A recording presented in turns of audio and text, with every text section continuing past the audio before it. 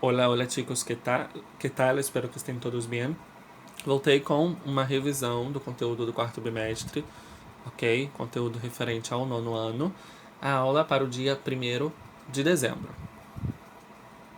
La voz passiva é o conteúdo de hoje. La carrera foi vencida por mí.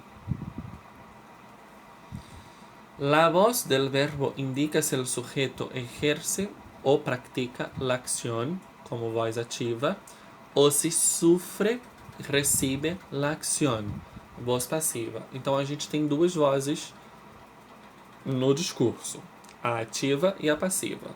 Se o sujeito exerce ou pratica a ação, ela é considerada uma voz ativa. Agora, se ele sofre ou se recebe a ação, ela é chamada de voz passiva. E é o que a gente vai ver hoje, a voz passiva, ok? Temos aí um exemplo, então, de voz ativa, voz activa. Pepa hizo el proyecto. Quem foi que exerceu ou praticou o projeto? Pepa, ok? Não foi outra pessoa.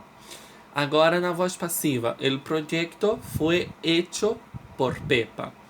Quem recebe a ação é Pepa. Então, nesse caso, a frase que semanticamente quer dizer a mesma coisa, não muda nada de significado, foi feito por Pepa, ok? Porém, é uma voz passiva. Em espanhol, há preferência por el uso de la voz activa.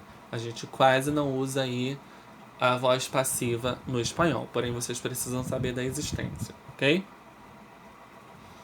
Formación de la voz pasiva será formada de la siguiente manera. Verbo auxiliar ser más participio del verbo principal más por más agente. Voz ativa.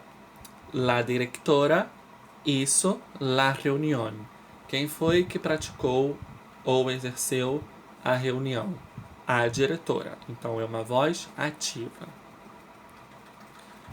Agora, na voz passiva, la reunión fue hecha por la directora. Quem sofreu a ação do verbo, nesse caso, foi a diretora. Então, ela é considerada aí uma voz passiva, ok?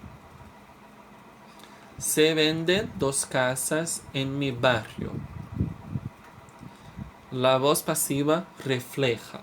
La voz pasiva refleja tiene como objetivo la impersonalidad de la acción a nivel semántico.